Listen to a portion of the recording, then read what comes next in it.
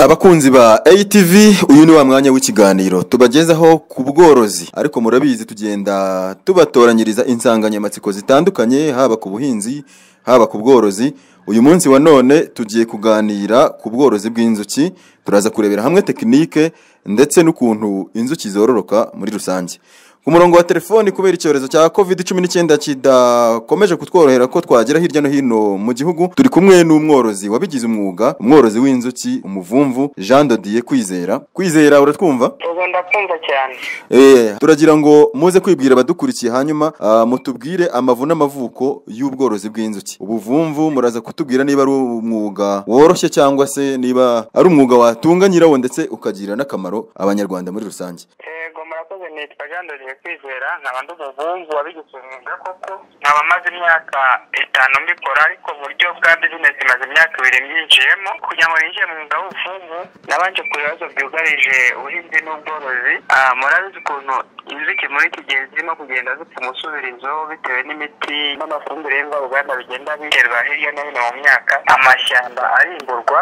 Narize no gufata initiative kuko ndi umwamveronomentaliste yo kujya kubungabunga urusobe rw'ibinyabuzima ndetse n'ubuhinzi n'ubworozi, ariko cyane cyane binyuze mu bworozi bw'inzuki, dore yuko inzuki ubwazo zizwiho yuko 80% by'ibihingwa tubonaho ibyo kurya ari izo zibibangurira.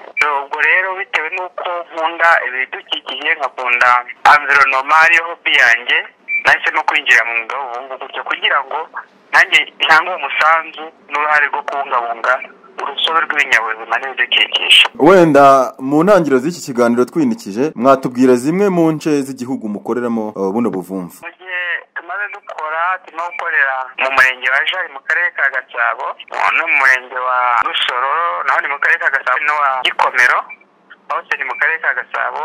Aho hose tugiye tuhafite imvumvu. Nkora ari nka kampani yitwa Simagreen Gulf Limited. Rero nkaba nanone nkorera akarere ka Rulindo ahitwa ku kirenge cya Ruganzo imbere muri mize yaho. Urumvikana cyane, ni umwuga umaze kumaramo igihe, ufitemo ubunararibonye, ariko nk'uko twakunze kugenda tubibona, inzuki zikunda kugira ibyonnyi cyangwa se ibintu bizibasira bigatuma zitororoka cyane. Watubwira ukuntu wenda mu kubungabunga n'ibidukikije, ni gute inzuki mubasha kuzibungabunga kandi ntizipfe, ugendeye nko kwino miti iterwa mu myaka usanga kenshi yica n'inzuki? Cyambere no gufasha mu bukangurambaga. Muri ubwo bukangurambaga rero dushishikariza abahinzi ko niba agiye gutera imiti yica ubukoko mu myaka kugira ngo yice inzuki, agomba kubikora mu masaha y'umugoroba, byibuze inzuki igihe zishobora kujya mu bihingwa nyuma y'amasaha 6 atewe umuti ntizishobora gupfa. Icya kabiri, muri ubwo bukangurambaga dukangurira abahinzi gutera ibiti by'imbuto bikunzwe n'inzuki, ndetse nabo ubwabo bafasha kubona imbuto zo kurya kugira ngo bagire ubuzima bwiza, barwanye imirire mibi. Ndetse nanone tukaba tubakangurira byibuze gutunga umuzinga mu mirima yabo kugira ngo ry'abanguzwa ry'ibihingwa rigende neza. Kuko niko tugerageza gufasha kubungabunga ubuzima bw'inzuki muri rusange. Wenda nk'abadukurikiye, bimwe mu ibyo bihingwa bikundana n'inzuki cyangwa inzuki zikunda guhovaho, mwabanyuriramo muri makeya, niba ari ibihwagari n'ibindi bakabimenya? Urabivuze neza, ibihwagari inzuki zirabikunda, inzuki zikunda voka n'imyembe, inzuki zikunda indabo, hari indabo inzuki zikunda, urugero nka nk'izi bita kateye, ibiti byinshi cyane zikunda. Ibyo biti rero none ugasanga bigarukwaho ko ari ibiti nanone dukeneye mu buryo bwacu bwa buri munsi kugira ngo tubone imbuto zo kurwanya imirire mibi. Kwizera, ukomoje ku kintu cyiza kivuga ko mushishikariza byibura abahinzi kuba bagira umuzinga mu murima. Kigiye kutwinjiza noneho muri tekinike z'ubworozi bw'inzuki. Abantu benshi bakunze kubona umuzinga, benshi bita umutiba, ariko noneho ndagira ngo twinjire muri tekinike z'ubworozi bw'inzuki. Bwira abadukurikiye, ni inzuki zororerwa ahantu hameze gute? Zororwa igihe cyose haba ku mvura cyangwa mu zuba? Tugire muri tekinike naho zikunze kuba. Urakoze cyane. Inzuki zororerwa ahantu hari amashyamba, hari ibiti bihagije, aho zibona indabo n'imbuto zo gushakamo umutobe wazo witwa nectar kugira ngo zibashe gukora ubuki. Nanone zikorerwa ahantu hafi y'amazi kugira ngo zibashe noneho kuvoma amazi yo gukora ubuki nyine. Ni ukuvuga ngo ni byiza nk'umworozi w'inzuki ugiye kubitangira kubanza gusura tere, akareba uko ibidukikije muri ako gace bibungabunzwe, akareba ubwoko bw'ibiti buhari. Ku bashaka ubuki bw'umwimerere bufite umuti ku gipimo cyo hejuru, ubuki bw'inturusu ni ubuki bwiza cyane bukunze gukoreshwa nk'umuti cyane. Rero biba akarusho iyo wagitse ahantu hari amashyamba y'inturusu, urugero nko muri Alberta mu ishyamba ry'Ibutare, ubuki bwaho bujya buba ubwa mbere muri Afurika. Ahantu nk'aho ngaho rero hari amashyamba y'inzitane, inzuki ntabwo zikunda guharurirwa, zikunda gufata n'inyeshyamba, zo zikunda ahantu muri natire hari ibiti, hari indabo, hari n'amazi. Ku bijyanye n'imizinga, umuzinga twavuga mwiza cyangwa wabugenewe mu bworozi bw'inzuki ni uriya uboshye mu biti dusanzwe tuzi, watubwira wenda ubwoko bw'imizinga aborozi mukunze gukoresha? Ubwoko bw'imizinga hambere aha cyangwa se kera bakoreshaga imizinga twifitiye gakondo iboshye mu buryo bw'ibitebo cyangwa ibitembo birebire, ariko iya mizinga nubwo ari myiza ntabwo itanga umusaruro. Itanga umusaruro muke ugereranyije, ni nka 1/10 cy'umuzinga wo kwitwa kijyambere cyangwa se wa kizungu, ari nawo byibuze ushobora gutanga umusaruro wa hagati y'ibiro 15 na 20, kandi wenda ukaba wahakora inshuro 3 mu mwaka. Ariko uyu muzinga wa gakondo wayiguha ibiro 3-5 kandi ukabakura inshuro imwe yonyine mu mwaka. Ubwo urumva nta nubwo bihuye mu buryo bw'umusaruro. Kandi yewe umuzinga wa kijyambere utanga ubuki bw'umwimerere nk'umuzinga wa gakondo. Benshi rero bakunze kwibwira cyangwa kwishuka ngo umuzinga ubuke niwe utanga ubuki bwiza, ariko ubuki ntabwo butangwa n'umuzinga, ahubwo butangwa n'inzuki, kandi inzuki nazo zikora ubuki bwiza bitewe n'aho zarishije zahovye. Umuntu wenda yakwibaza ati kuba umuzinga wa kijyambere utanga ubuki bwinshi kurusha uriya wa gakondo, ni no mu mubare cyangwa mu bunini bw'inzuki, sinzi ko mubibara, niwe ujyamo inzuki nyinshi cyane kurusha uwa gakondo? Akenshi ntabwo ari cyo cyagenderwaho, ahubwo hari ikintu cyitwa inyongeramusaruro. Mu muzinga wa gakondo ntushobora kongeramo inyongeramusaruro, ariko mu wa kijyambere bongeramo inyongeramusaruro. ushobora kwibaza uti inyongeramusaruro ni iki? Mu muzinga wa gakondo iyo inzuki zikora ubuki zibanza gukora ibishashara zikavomeramo umushongi. Wajya guhakura ugafata icyuma cyangwa umuhoro ukabikata, bikaba birashengetse, bikaba bitari agaciro, birarangiye, zikazongera zikaboha ibindi. Ariko mu muzinga wa kijyambere ushyira ku makadre, zishyira ubuki ku makadre, ugacisha mu imashini igahoramo umushongi, ukongera ugacishira bya bishashara by'inzuki mu muzinga, bitongeye kubisaba umwanya wo kongera kubaka ibishashara, ahubwo zigahita zitangira kuvomeramo ubuki zigapfundikira. Ubwo ni uburyo bumwe bw'inyongeramusaruro bwo kuziha ibishashara byacishijwe byabumbwe. Ni ibishashara bisanzwe byikoreye, ushongeye ukabumbamo ibyo zikeneye kubakiraho, babyita foundation sheet. Noneho icya kabiri mu buryo bw'inyongeramusaruro, uyu muzinga wa kijyambere witwa Langstroth ufite ibyumba bibiri, icyo hasi cyo zibamo zikabyariramo, zikagukiramo, zikororokeramo, n'icyo hejuru cya stoke y'ubuki gusa. None bigatandukana n'akantu twita inyongeramusaruro kameze nk'akayunguruzo. Ako kantu rero gatuma umwami atabasha kujya hejuru ngo ateremo amagi avanga ubuki n'ibyana, ahubwo hakaba hari stoke gusa. Ni ibyo tandukanye. Inyongeramusaruro ntabwo nsobanukiwe neza, wenda sinzi umuntu yakwibaza ko ari ibyo inzuki zirya. Ni nk'ifumbire se? Oya, ntabwo ari ifumbire, ni ibishashara n'akantu k'akayunguruzo gatuma umwami w'inzuki atera amagi cyangwa ibyana mu bishashara, ndetse n'ibiki by'ingabo bidatanga umusaruro, ahubwo birya ubuki gusa. Ako kayunguruzo gatuma bitajya hejuru muri stoke y'ubuki, hakajyaho inzuki zikora ubuki gusa. Ariko biramutse bishobora kujyaho, byajya birya ubwo buki, yewe n'uwo mwami agateramo amagi hose akabibyana, bigatuma umusaruro utaboneka neza. Okay, tugiye noneho kureba ukuntu inzuki wenda zororoka. Tunyuriye muri tekinike z'ukuntu inzuki zororoka. Ese habamo ingabo n'ingore? Inzuki zishobora kubyara kangahe mu gihe kingana iki wenda? Umuzinga habamo uruyuki rumwe ari rwo rubyara inzuki zose ziri mu muzinga. Urwo ruyuki barwita umwami, ariko ubundi ni umwamikazi kuko nirwo rutera amagi, rubangurirwa n'inzuki z'ingabo zo bita mpambi, noneho rugatera amagi mu gihe cyarwo cyo kororoka. Ari urwami rwiza rufite ruzima, rufite imbaraga, rushyashya, rutera amagi 2,000 ku munsi, hagati y'u5 n'2,000 ku munsi.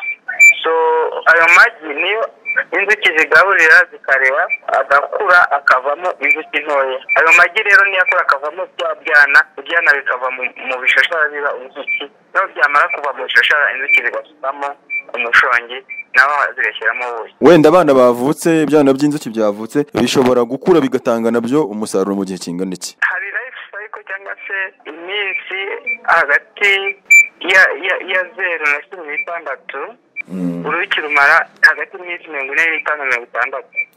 Iminsi ya mbere rukivuka rutangira akazi ko kurinda, rwava ku kazi ko kurinda rukajya ku kazi ko guhaha, rwavayo rukatangira akazi ko gukora ubuki. Ibyo ni feze z'uruki rigenda rucamo mpaka rupfuye ku munsi wa 45. Iyo feze ya mbere ngo yitwa kurinda?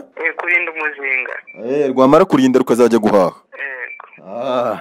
Ubwo kurinda twabyitiranya nka kumwe abana bakiri bato basigara ku rugo iwabo bagiye guhaha.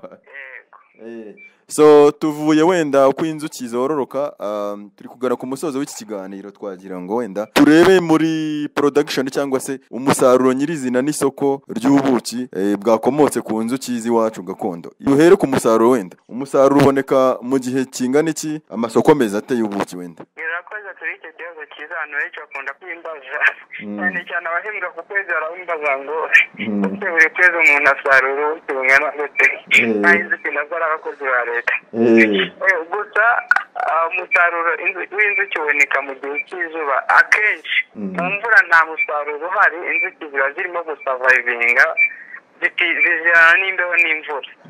Ariko muri iki gihe cya sama nk'iki turimo nicyo gihe cy'umusaruro. So ni feze zitangira mu kwa 6 ikarangira mu kwa 9 umuhinduje. Urabwo ujya mu muzinga wa kijyambere buri kwezi ukajyamo inshuro 3 byibuze. No mu kwa 2 naho hari season ntoya cyangwa se season nyine y'isarura ry'ubuki. Noneho uburyo bw'amasoko bwo mu Rwanda turacyafite demande nini, ntidushobora kubona ubuki buhagije isoko dufite, kuko icyambere cy'inzuki ntabwo ihari, n'izihari barimo kugenda bazita umusubirizi abahinzi kugira ngo beze imyaka cyane. Uko byagenda kose isoko ryo riba riri garanti. Umuntu yakwibaza ngo wenda nko kuri season wejeje ujya weza nka toni zingahe wenda? Muri season ntabwo turabikarikira, ariko ni ukuvuga ngo mu mizinga mbona ngiye guhakura imizinga 60, mwayene yawe ni ibiro 15 twakuba n'imizinga. Wenda nubwo tugifite demande nini cyane, ariko hari abanyamahanga benshi bakunda ubuki bwo mu Rwanda. Sinzi niba mwaba mutarahaza isoko mukaba mwagemura hanze wenda.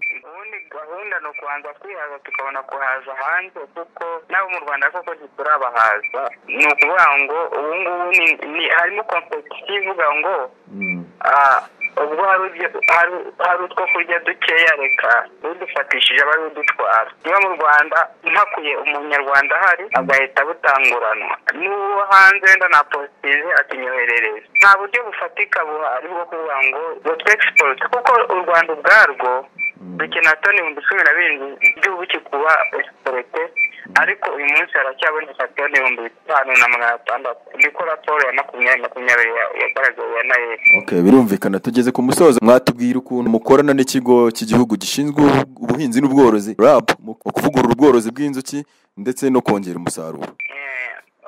Turatangira gukorana neza cyane, ariko icyumweru mvuganye n'uwitwa Mwiza Willy ari ushinzwe abavumvu mu Rwanda. Twapanze amahugurwa yabo nakwita abakangurambaga, abavumvu b'abakangurambaga cyangwa se bahagarariye abandi bashobora kudufasha muri bwa bukangurambaga bwimbitse kandi buhagije bwo kugira ngo abanyarwanda muri rusange babashe kwitabira kubungabunga ubuzima bw'inzuki ndetse no gukora ubuvumvu bwa kinyamwuga.